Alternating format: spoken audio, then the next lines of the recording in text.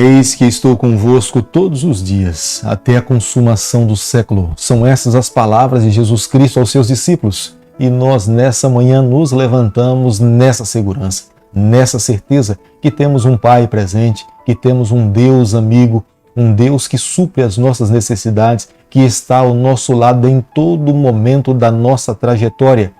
Por isso que nessa manhã as nossas palavras, o nosso louvor vai em direção a Ele, reconhecendo, clamando, pedindo que Ele permaneça ao nosso lado, que os seus braços estejam estendidos sobre nós e sobre toda a nossa família. Quero deixar com você nessa manhã uma parte da palavra de Deus do livro de Salmo, capítulo 107, o verso 19, onde a Bíblia diz o seguinte: Então, na sua angústia, clamaram ao Senhor, e Ele os livrou das suas tribulações. É nessa certeza que nós nos levantamos, que Ele nos ouve, que Ele nos atende, que Ele está ao nosso lado, que Ele supre as nossas necessidades. Nos momentos de lutas, dificuldades, tribulações, a nossa amizade, o nosso relacionamento está tão sólido que nós confiamos, que nós cremos, que nós permitimos que Ele nos conduza em toda a nossa trajetória. A cada manhã nesse canal nós temos a alegria de estudarmos um capítulo da Palavra do Senhor. E nessa manhã eu convido você a ter nas mãos a Palavra de Deus no livro de 1 Reis, capítulo 1, verso 1 e o verso 2. Aproximando-se os dias da morte de Davi, deu ele ordens a Salomão, seu filho, dizendo: Eu vou pelo caminho de todos os mortais. Coragem, pois, e ser homem. Salomão, nesse capítulo, ele unifica e fortalece a sua liderança, conduzindo o povo de Deus dentro do território de Israel. Salomão sabia que Davi estava vivendo os seus últimos dias. Salomão aproveitava aquele momento para ouvir o conselho que durante muito tempo governou o povo de Deus, e ele tinha experiência suficiente para poder deixar um legado que ele pudesse seguir. Do outro lado, nós também entendemos que Davi entendia que o maior legado que um pai pode deixar para o seu filho é as expressões de caráter, é a vida moral. Davi sabia que, embora tivesse vivido momentos difíceis na sua vida, mas nesses últimos momentos que ele tinha ao lado do seu filho Salomão, ele queria deixar conselhos, orientações, ensinamentos que lhe deram base de unificar, fortalecer e liderar o povo de Deus. Eu não posso nessa manhã encerrar essa primeira parte desses versículos sem que primeiramente façamos uma reflexão. O que é que nós temos deixado para os nossos filhos? Eu sei da importância de deixarmos valores numa conta bancária, eu sei da importância de deixarmos um imóvel, de repente um carro, mas nada é mais precioso do que nós imprimirmos valores na vida dos nossos filhos que perdurarão por toda a eternidade. Os bens materiais ficarão nessa terra. Quando morremos, nós não levamos nada, mas os valores espirituais nós levamos por toda a eternidade. E entendo que é esse momento que Davi aproveita para imprimir, para reforçar os ensinamentos espirituais que ele queria que o seu filho Salomão carregasse e conduzisse o povo do Senhor. Davi estava indo pelo caminho de todos os mortais. É a nossa maior certeza. Todos nós sabemos que um dia fecharemos os nossos olhos para essa vida, mas a cada dia que vivemos, nós precisamos ter a certeza que estamos vivendo ao lado do Senhor, fazendo a vontade de Deus.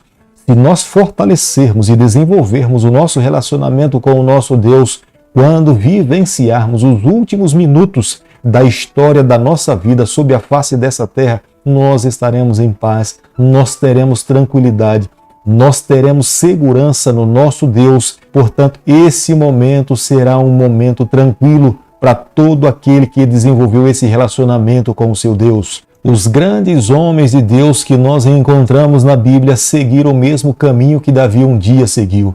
Fechou os seus olhos para essa vida, mas crendo que esta vida não é o final da nossa história. Nós temos uma passagem por aqui, mas há uma vida por vir. O nosso Deus nos garante vida eterna. Por isso, todo aquele que desenvolve uma amizade com Ele, Ele um dia, quando voltar a essa terra, irá levantar do pó da terra todos os seus filhos que lhe amaram, para que possa viver com Ele por toda a eternidade. Quando Davi se volta para Salomão e fala: coragem, filho, Davi não estava pensando nele. Davi estava pensando em Salomão.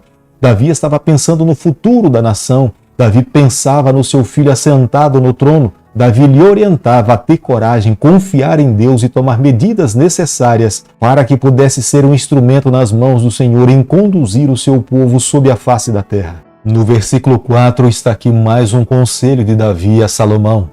Davi está falando a respeito da aliança que tinha assumida no Monte Sinai com Abraão, com Isaque, com Jacó e com a nação do povo de Deus.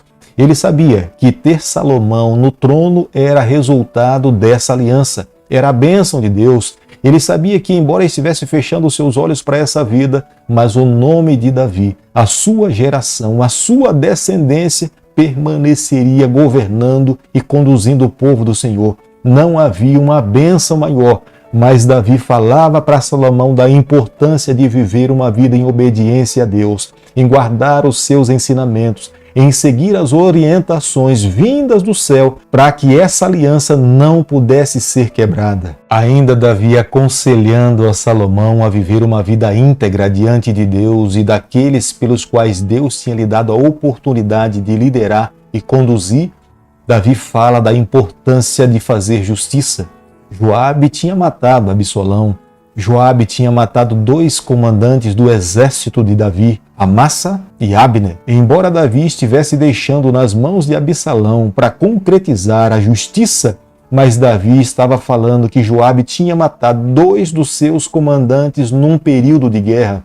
Portanto, nesse período Joabe não era vingador de sangue dessas pessoas. Na verdade, Joabe tinha cometido assassinato e teria que pagar pelo erro que ele cometeu. Davi gradativamente estava transferindo a sua autoridade para o seu filho e as responsabilidades para o seu filho também. Barzilai era um jovem que tinha ajudado Davi no momento da revolta de Absalão, e quando Davi está falando a Absalão que Barzilai deveria permanecer em comer à mesa, Davi está dizendo que ele deveria receber apoio financeiro para que pudesse ter condições de se manter. Semei também não tinha sido leal a Davi. Da mesma forma, Salomão teria que tomar uma atitude com respeito a esse homem. Poderia ser uma ameaça na condução do reino da nação de Israel. Portanto, Davi estava deixando nas mãos de Absalão para que ele pudesse também agir com justiça a vida de Semei. Davi governou por um período de 40 anos e foi sepultado. Fechou os seus olhos para essa vida. Mas Davi foi sepultado com honras de um rei, num solo real, próximo ao palácio de Davi. Os sepulcros de Davi são mencionados por reis no futuro. Neemias mencionou o sepulcro de Davi. Possivelmente Davi tenha sido enterrado ao sul do templo. Flávio Joséfo, que era um historiador da época, ele fala que o sepulcro de Davi foi saqueado por Herodes e por Hircano. 1 Reis, capítulo 2, o verso 1, a Bíblia diz o seguinte: Disse, pois ele, bem sabes que o reino era meu, e todo Israel esperava que eu reinasse, ainda que o reino se transferiu e veio a ser de meu irmão, porque o Senhor, ele o recebeu. Adonias não tinha se conformado pelo fato de Salomão ter assumido o governo e o trono da nação de Israel.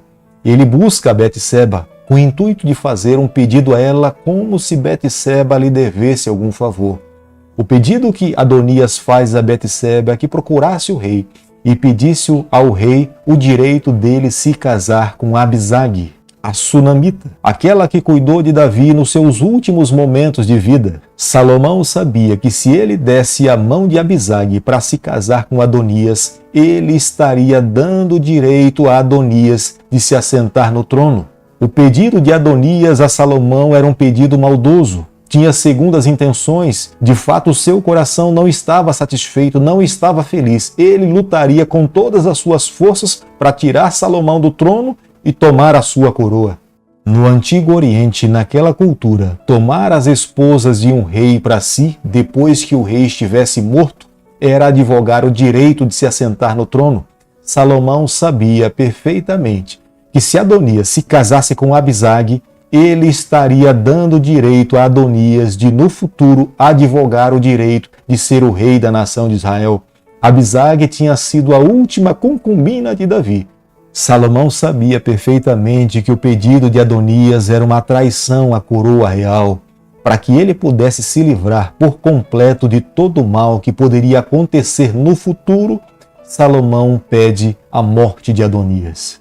O pedido de Adonias não ia apenas contra o governo de Salomão, mas ia contra a própria vontade de Deus. Quem estabeleceu Salomão no reino e no trono foi o próprio Deus. Adonias estava trabalhando contra o reino do Senhor. Salomão, nesse período do seu governo, ele estava seguindo as orientações do seu pai. Ele estava fazendo justiça. Ele queria mostrar que havia um rei firme, homem seguro das convicções reais, e ele tinha sido chamado por Deus para unificar e fortalecer o povo do Senhor. Por isso que Salomão não mata Abiatar. Ele sabia que era um sacerdote, devido durante tanto tempo ter servido com fidelidade a Davi no seu reino. Salomão não mata Abiatar, mas o exclui do reino, permitindo que ele pudesse permanecer com vida. Salomão não poderia cometer o mesmo erro que Saul em matar os sacerdotes. Ele não queria que nas suas mãos estivesse sangue de homens que estavam servindo ao Senhor. Por isso que Salomão não mata Abiatar, mas o exclui da convivência no reino.